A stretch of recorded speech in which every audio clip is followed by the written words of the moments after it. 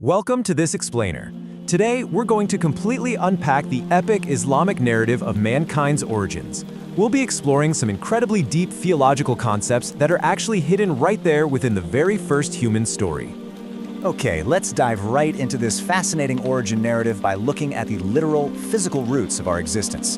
According to the source texts, humanity's vast diversity, from our totally different complexions to our completely varied temperaments, can actually be traced all the way back to a single handful of Earth. Section 1. Fashioning the first human, the physical origin. So this physical creation wasn't instantaneous. Actually, it was an incredibly methodical process. First, clay was gathered from all across the Earth. Then it was carefully molded into a human form.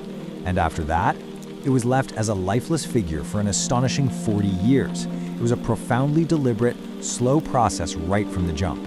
And there's a beautiful reason for that. Because the Creator took a handful of clay from all over the earth, the children of Adam naturally reflect that exact same earth. It's literally the reason we see people of red, white, black, and every single shade in between.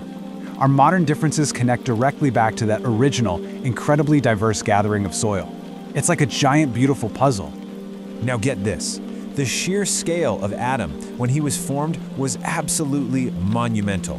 The texts state he was initially created 60 cubits tall. To put that into perspective, that's roughly 90 feet. And interestingly enough, the sources note that human height has been steadily decreasing ever since that monumental beginning. But you might be wondering what happened during those 40 years of lifelessness.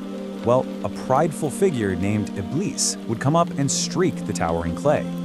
Surah Ar-Rahman describes that he created man from sounding clay like the clay of pottery.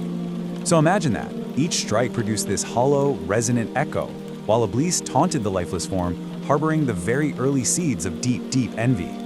Which brings us to Section 2, the breath of life, the spiritual awakening. Picture the timeline here. Adam was created late on a Friday afternoon, after Asr. After spending 40 whole years as a lifeless clay figure, the monumental moment finally arrives in year 41. The soul is breathed into him, and a divine command is given to the angels to prostrate, the exact moment this spirit gives life to the clay. Okay, so the soul enters, and what's the literal first thing Adam does? He sneezes. I mean, how incredibly relatable is that? And this sneeze was instantly followed by the very first human words ever spoken, Alhamdulillah, which means all praise is due to Allah. He was then answered with the divine blessing of mercy. It marks this beautifully profound, yet deeply human awakening. Section 3. Pride and defiance, the first defiance. Now, we really need to clear up a massive misconception here. The angels, they have no free will. When commanded to prostrate, they all obeyed instantly, no questions asked. Iblis, however, was a jinn. Because he was created from fire and possessed free will, he had the ability to choose, and, well, he actively chose to refuse the divine command. His refusal was rooted purely in an arrogant material comparison. He argued in Surah Al-Araf, "I am better than he. You created me from fire, and him you created from clay." Think about that for a second. This is the very first recorded instance of prejudice, based absolutely solely on the physical materials of creation. Moving to Section 4, the superiority of knowledge, the power of intellect. This defiance by Iblis triggers a fascinating test of wisdom. The Almighty challenges the heavenly host to demonstrate their knowledge with a simple but highly profound question. Could the angels name the creations? And the answer? No. The angels fully admit their limitations, paving the way for mankind to demonstrate its totally unique capability. They respond beautifully in Surah Al-Baqarah, saying, "Glory be to you. We have no knowledge except what you have taught us." They recognize their boundaries completely. This is where the linguistics get super interesting. The nuances in the text actually elevate Adam from a newly formed creation to an active teacher. See, the angels were told, "Tell me," which places them in the role of tested students. But Adam, he was told, "Tell them." He takes on the role of the educator, displaying a breadth of knowledge that left the angels entirely amazed. So mankind's true superiority isn't rooted in physical strength or being made of fire rather than clay. It lies entirely in this unprecedented capacity to learn. Adam was granted vast worldly knowledge, deep knowledge of the Creator, and a profound understanding of his creations. That is our real superpower. Section 5. The first human conflict, earthly consequences. Even with all that incredible knowledge and his interactions with the angels, Adam experienced deep, deep loneliness. The angels were entirely preoccupied with their worship, leaving him in solitude.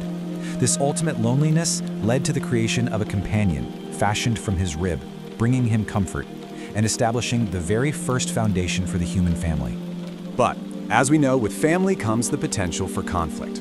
Looking at the first two sons, Qabil and Habil, or Cain and Abel, we see the immediate emergence of moral polarity. It's a stark clash between aggressive envy and principled restraint.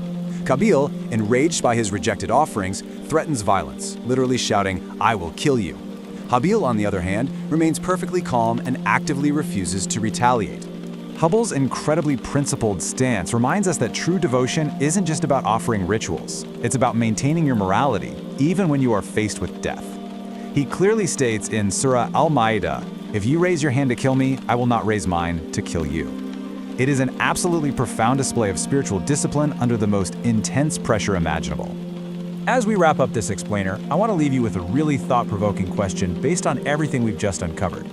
Knowing that we all originate from the exact same handful of earth, how does this first tragic conflict define the enduring human struggle between our capacity for profound divine knowledge and the destructive power of our own pride? Consider how this ancient origin story of earth, fire, and intellect continues to mirror the daily choices we make in our own lives today. Thank you so much for diving into this with me. Keep seeking knowledge and keep exploring.